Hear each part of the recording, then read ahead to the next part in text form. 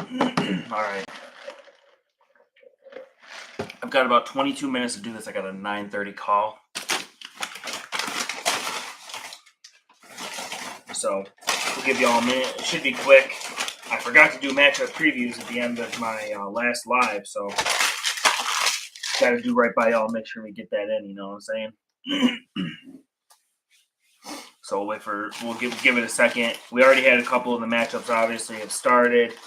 So we'll go through those too.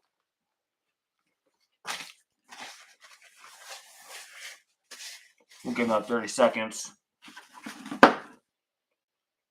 See if anybody else joins.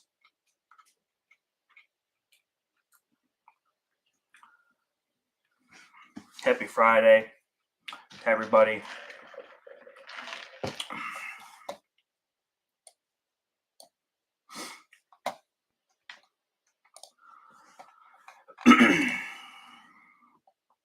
All right, let's look at the scoreboard. All right, let's dive in. Take another bite, dive into this.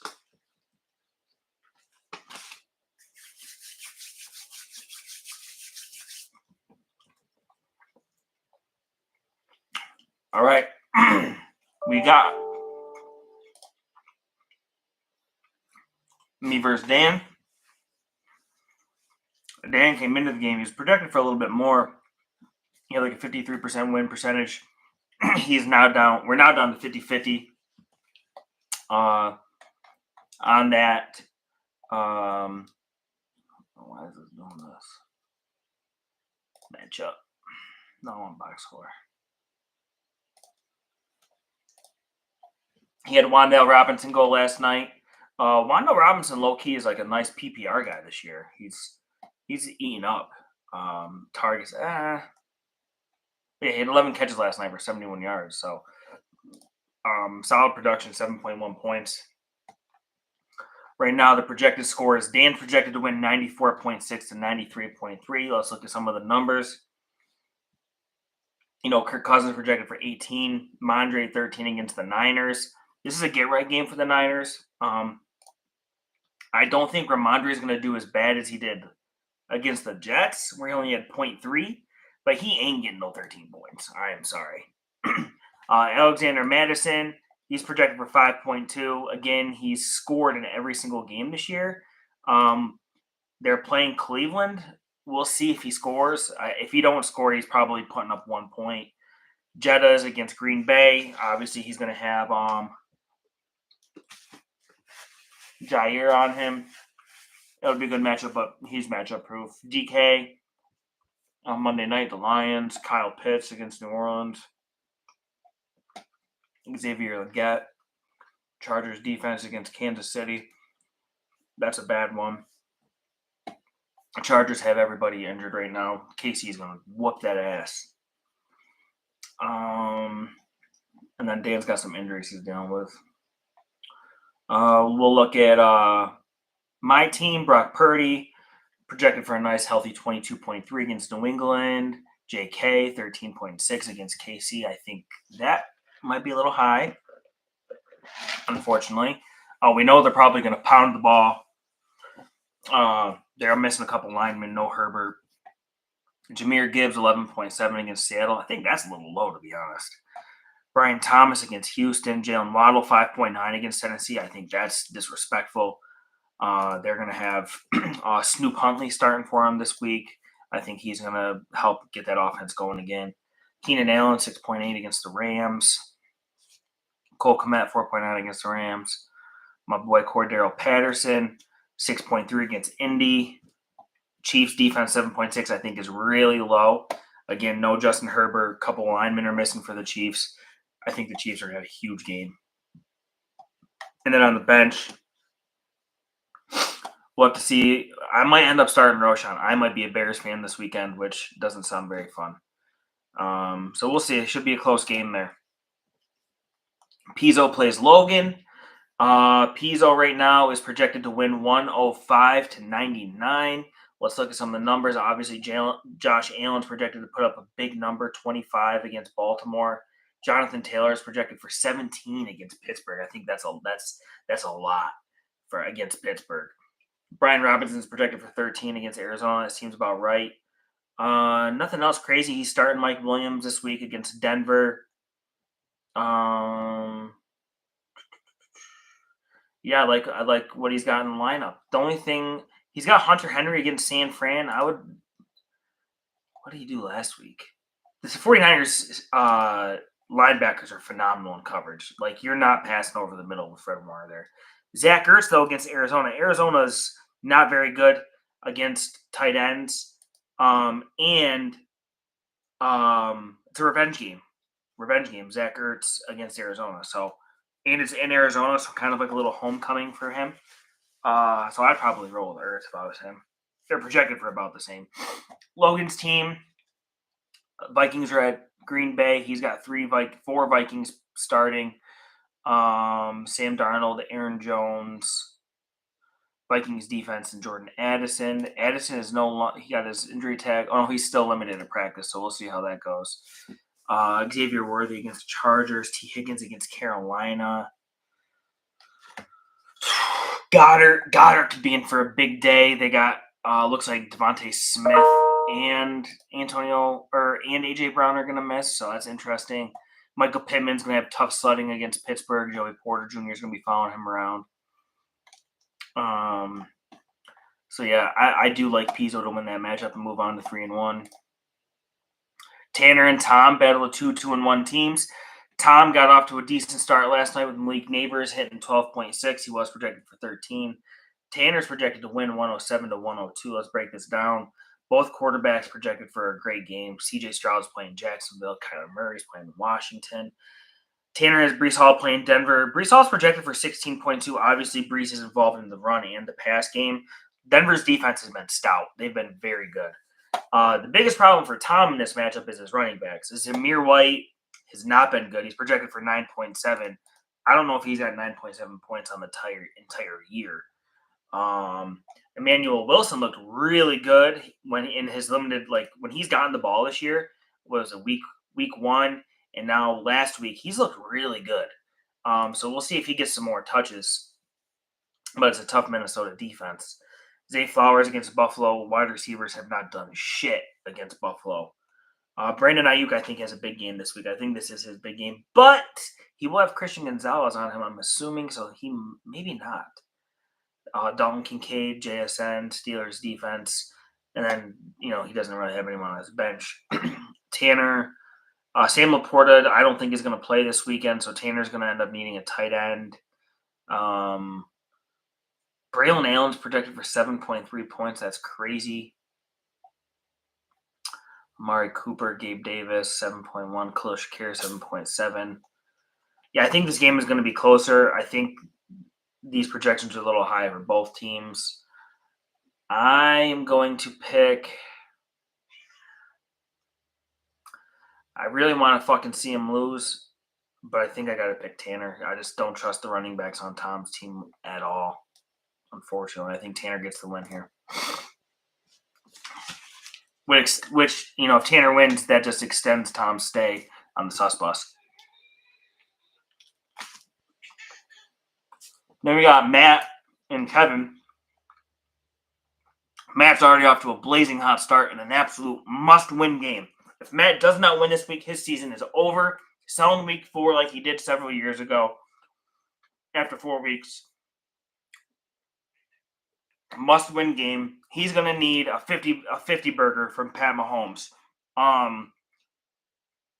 Devin Singletary, he needed a big game from Singletary to keep him in this game. But he only got 3.8 points. So, a real tough start for Matt. He's starting 2 tight ends this week. I don't even know if David Njoku is going to play yet.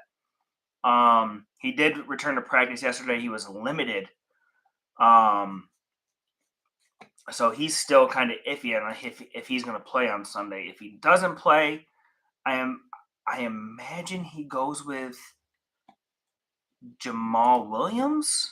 I would have to guess. I don't know. I don't know who you go with because I only assume Jamal Williams because Alvin Kamara missed a practice and then was limited in practice yesterday. So maybe they give Williams a little bit of a heavier load this weekend.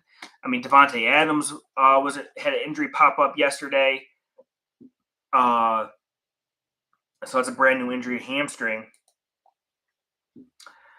So yeah, real tough. Tough for Matt here. Kevin's going through some injuries too. AJ Brown and Tank Dell are both going to miss this week. Kevin's going to go ahead and let DeAndre 1 yard per carry Swift go in his flex. DeAndre Swift being projected for 11.5 points is fucking hilarious. He barely has 11.5 yards on the season. Cam Akers projected for 11.6 against Jacksonville. Yeah, Kevin's projected to win. I think this game is going to be closer than it is. Like, Kevin's projected for 103. I think there's a 0% chance Kevin breaks 100. I think Kevin probably wins this game like 81-67 is how I see this game playing out. Like, this is bad.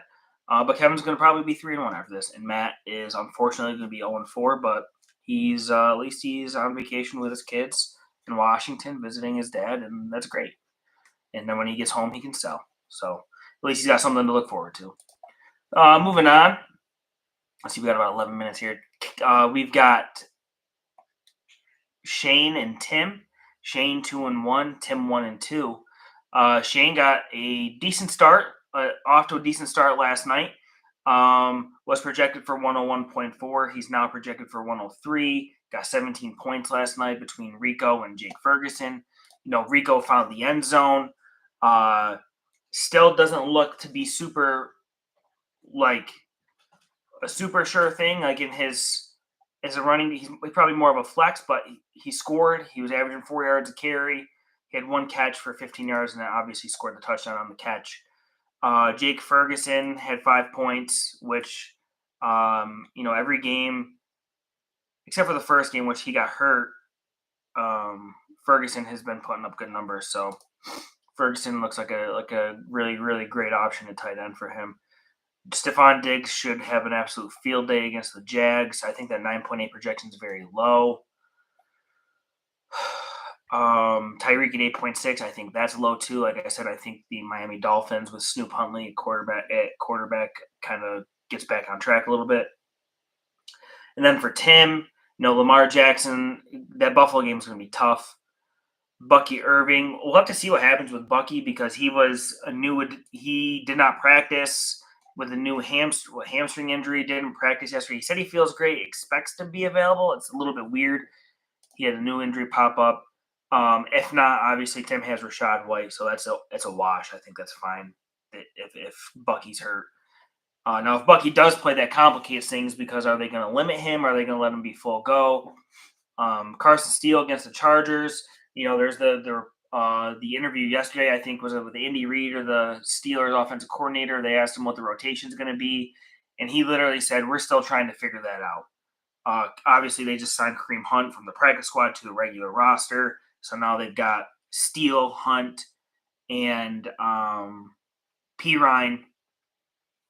Mike Evans, 10.2 against Philly. Marvin Harrison should have a great game. Rashid Rice against Chargers should have a good game. Trey McBride is going to miss the game. I know he still has a projection, but he still hasn't practiced yet, recovering from that concussion, which means he hasn't cleared he isn't falling in line with the protocols, so he's unlikely to play. My boy Yoshi, Lions defense playing against a good Seattle offense. This is a big game for Tim. I think if Tim loses, this sends him in a spiral. And you're going to see him trade everybody to Dan. But I do think Shane wins this game. Tim's projected to win 106-103, but I think Shane wins this. Tim's getting a lot of projections from players that are either injured and are going to be playing injured or injured and won't be playing. So Nick versus Mike. This game, I think Mike got a big game not a big game, but a good game out of CD, 16.6 points, 2.4 points out of Zeke. That's going to the performance from Zeke and Ray are really going to hold Mike back this year. And then his wide receiver 3 position. He's got to find a way to upgrade that flex or RB2. You can't have 2 of those. You can't have 2 of those in your lineup. You can have one of them in the 16-team league.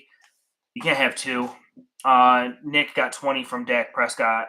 Nick is projected for 106. Mike is projected for 96 now. Looking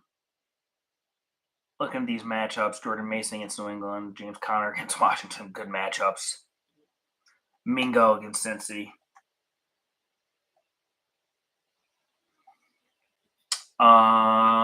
Dunze, he's been hobbled. Jerome Ford. Yeah, I do like Nick in this game. I think Nick moves on to 3-1 and Mike to 1-3. Looking at Corey versus Mason, 2-1-2 teams. Mason's projected for 122. Corey's projected for 102. Corey got only 4 points from Dallas's defense. Looking at this matchup, I don't think Garrett Wilson has a good game because Patrick Surtain's going to lock him up.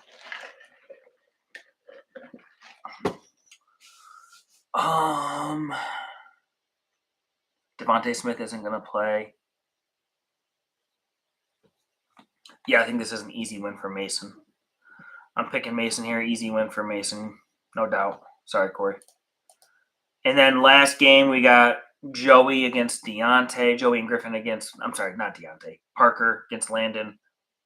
Landon's projected for 114. Griffin's projected for 98.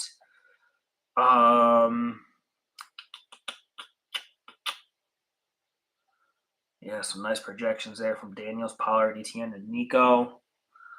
Olave 9.3. McLaurin 8.8. I think is a little bit low against Arizona. Like Jaden Daniels runs for a lot.